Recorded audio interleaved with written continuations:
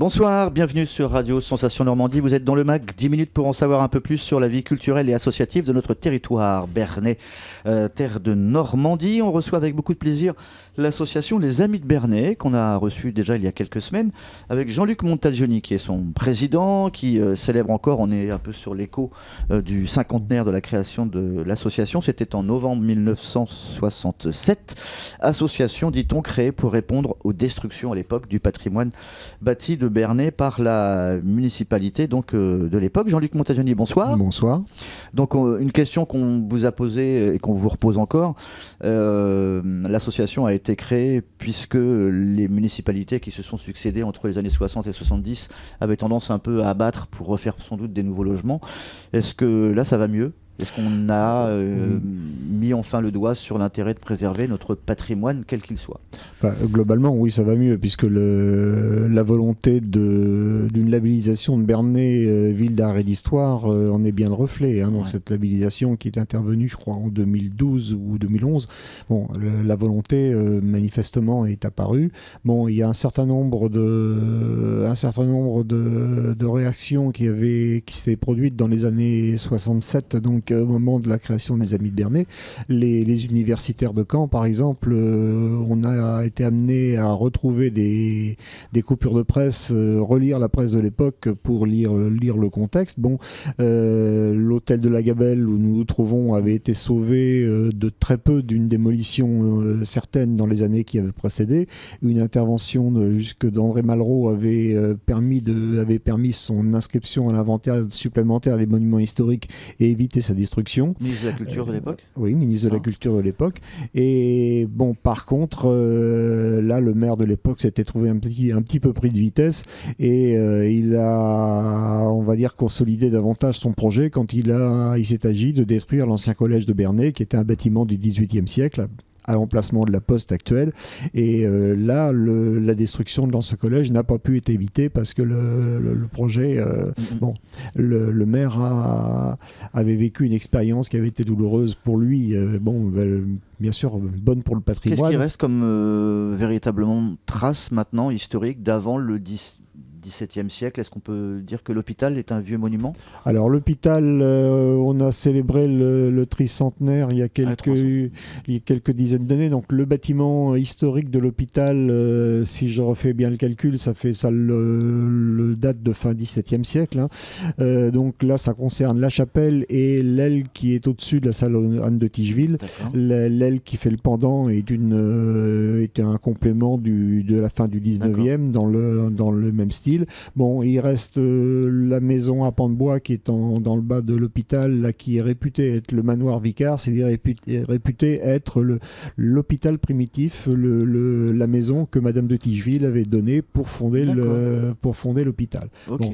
Alors elle n'a pas tout fait, il y avait avant des congrégations religieuses qui assuraient les soins d'un hôpital en ville, avant, du côté de la rue Albert-Glatigny.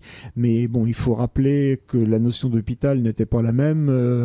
Maintenant, la notion d'hôpital, c'est de donner des soins à des malades, donner des soins lourds qui ne peuvent pas se donner à domicile ou d'assurer une surveillance permanente.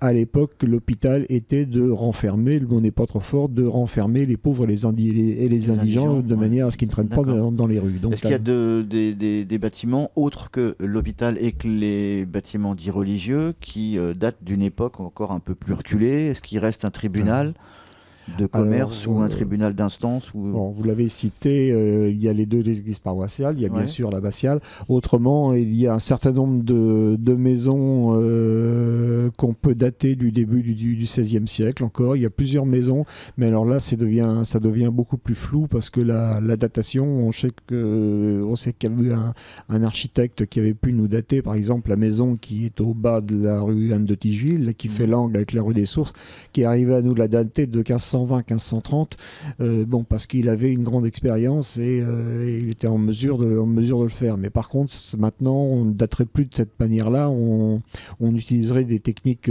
scientifiques pour dater les pans de bois. Il faudrait la redater Alors ce serait intéressant pour la connaissance de Bernay de la redater. C'est plus vieux ou pas? Ça serait plus vieux?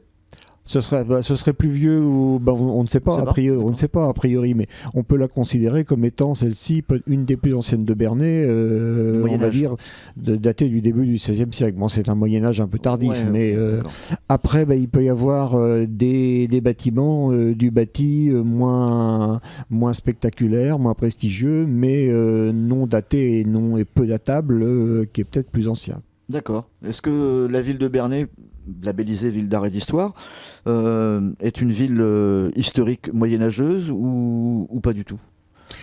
C'est un petit peu difficile à dire. Bon, elle a conservé beaucoup de maisons à pans de bois parce qu'elle a eu la chance d'être peu endommagée pendant la Seconde Guerre mondiale. Elle partage cette situation avec Bayeux parce que malheureusement les villes de Normandie ont énormément souffert. Et Bernay, on sait récemment pourquoi. C'est que le temps était mauvais, les avions qui devaient raser la ville, qui était un carrefour, donc il y avait du brouillard, un haut lieu stratégique, les avions ont renoncé à leur mission et sont rentrés à leur base parce qu'il y avait du brouillard.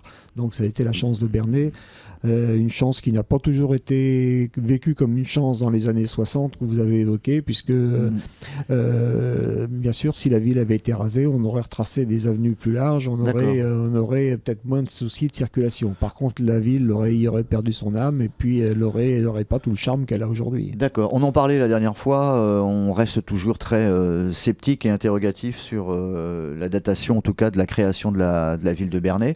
Est-ce qu'on sait à un moment donné avec quels moyens techniques modernes on va pouvoir s'en sortir et trouver la date exacte de la création de la ville de Bernay?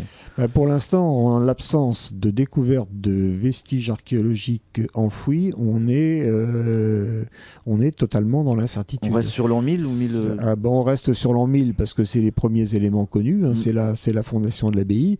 On a eu un peu autour de l'abbatiale quelques éléments, quelques tuiles à rebord, par exemple des tuiles qui ont été utilisées depuis les périodes antiques jusqu'au Carolingien.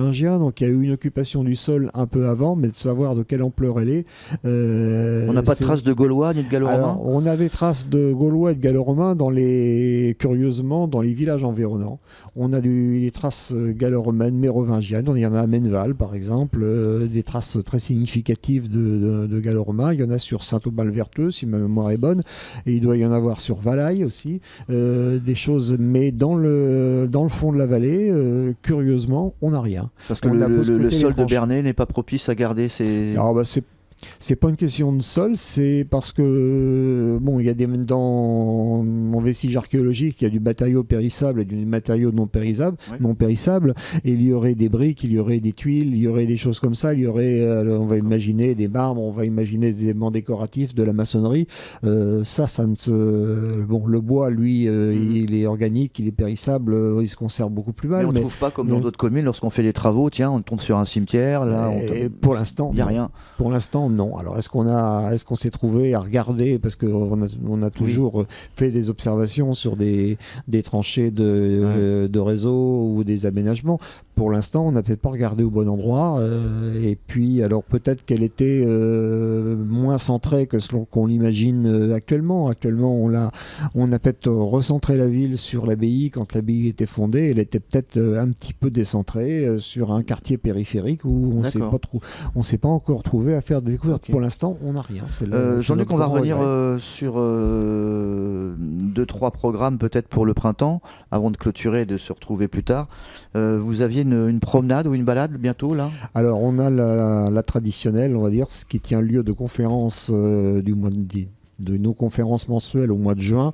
On est partenaire du Centre culturel multimédia pour l'organisation de ce qu'on appelle la randonnée conte. Donc la randonnée conte, ça consiste à se promener en soirée. En général, il fait beau au mois de juin. On a eu quelques contre-exemples retentissants, mais en général, il fait beau et doux dans une soirée du mois de juin. On se donne rendez-vous dans un quartier de Bernay. Le groupe groupe circule dans ce quartier-là et il y a un intervenant des Amis de Bernay qui donne un petit historique plutôt anecdotique quand même pour que ça fasse pas trop sérieux, pas trop académique. C'est quand même une opération qui se veut un petit peu détendue mais de vulgarisation tout public. Donc on s'arrête en général 4 fois au cours du parcours.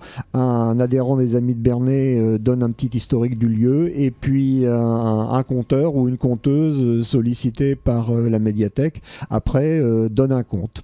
On rappelle la date Alors 12 juin, pardon. 12 juin et le départ, on ne sait pas. Alors le départ, ce sera rue Lobreau, face au numéro 33 de la rue Lobreau. D'accord. Et puis après, les éléments précis seront annoncés dans la presse. On y reviendra, Jean-Luc. Un numéro de téléphone pour l'association ? Alors pour l'association, là, ce sera plutôt le numéro du centre culturel multimédia qui sera l'interlocuteur, mais j'avoue que je ne l'ai pas sous la main. On y reviendra. Jean-Luc Montagioni, président des Amis de Bernay, merci d'avoir accepté notre invitation. On se retrouve très vite pour parler encore patrimoine et histoire de notre ville. Bonsoir.